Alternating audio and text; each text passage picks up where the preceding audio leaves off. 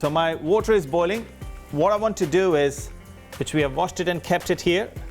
So find the beans that are really thin, okay? These are good ones.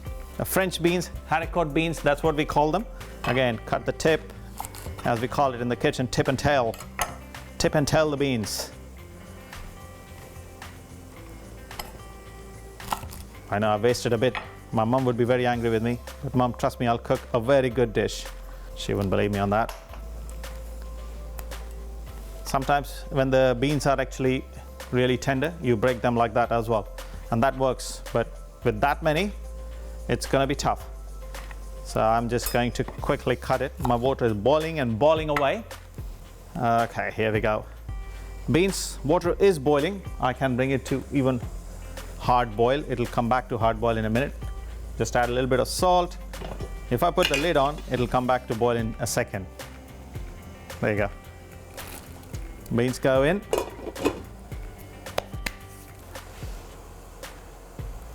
I'm just gonna put the lid on for a minute, though it's sacrilege. You shouldn't put the lid on because all the chlorophyll in the beans will get denatured. The beans will become discolored. But keeping my eye on it to make sure that it doesn't boil away too much. And also to rinse them in the cold water is another trick. That's the way you hold it from them to get overcooked as well. But here I won't be giving them chance to get overcooked because from there to here it'll be a very quick journey. And I'm going to keep this pan hot as well, so I don't lose any time. Pre-preparation, that's the key.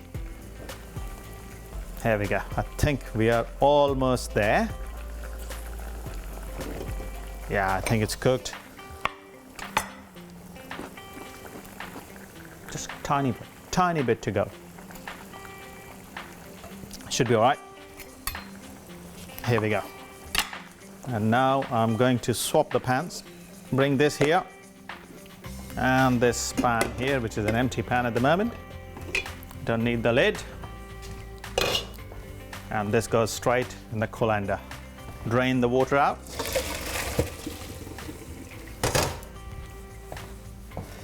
While it's hot, it'll still keep cooking. That's the beauty of it. Start with sunflower oil or rapeseed oil. Vegetable oil is always preferred one when cooking Indian food. And it's purely because that's the way it should be, because we are trying to take the flavors of the spices, and vegetable oil has got a higher smoking point. It helps to extract all the flavors out of the spices more easily. We're starting with the red chili. I want this to get infused nicely, and the flavor of the red chili in the oil, that becomes a beautiful chili oil. I can take the chili out, leave it aside, and then put it back later, because if it stays in the oil, it'll keep releasing the flavor and making the oil very hot. Yeah, I think I've got a beautiful chili oil now. Just gonna leave it aside and I'll come back to it. About a teaspoon and a half of mustard seed and a teaspoon and a half of cumin seeds. They need to pop, very important. And if they're not popping, I can make them pop. Put the lid on and they'll start popping, pretty much like popcorns. And they are. Beautiful. But before I add my curry leaves, I want to add, this is Urad lentil, which has been washed and dried again. About 3.5 teaspoons. That'll be more than enough. And I want to make sure that this Urad lentil stays light brown color. Oh yes. You know, when you fry the lentils, you get this beautiful nutty flavor out of it. Like they're popping away. And now is the time to add the curry leaves and all the ginger.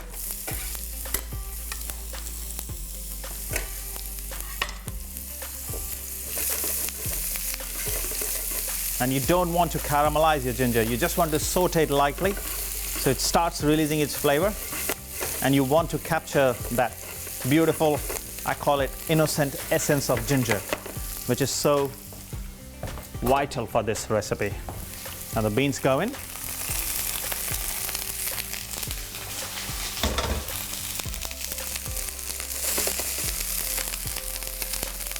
Pinch of salt. I also have Chana lentil here, and that goes in. These have been parboiled, have been cooked already, just with salt and water. 3, 4, and 5. I think that'll be enough.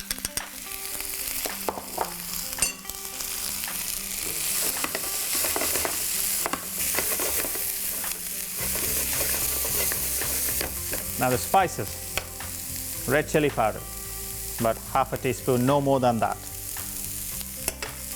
Coriander powder, about a teaspoon and a half. And turmeric, just about 1/4 of a teaspoon, not even half a teaspoon. And mix that all together. Almost comes as a salad, to be honest, and I love the texture here. So all the spices are coating the beans. The lentil is getting nicely cooked, and now I can just add my lemon juice as well. I was just cynical that I don't want to add any seeds in the beans. That's why I didn't squeeze it straight over there.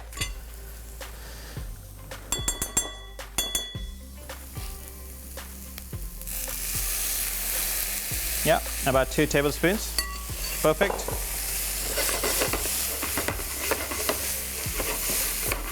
And we are done. Just some chopped coriander leaves if I wish to. And if I don't wish to, it's fine. Actually, I'm going to give coriander a miss. And I'm just going to use a couple of tomatoes from here to break the green color. I think 2 will be more than enough. And I can switch off the gas. Chili can go back. And these tomatoes. The beautiful baby plum tomatoes, they look gorgeous, and they would add a very vibrant color in my beans. They are more like a color breaker than anything else. And I'm done. Let's serve.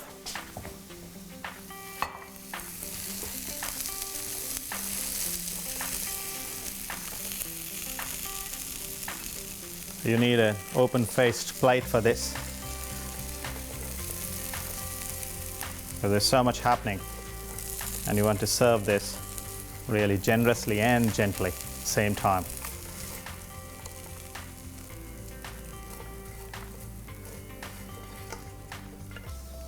Here we go, folks.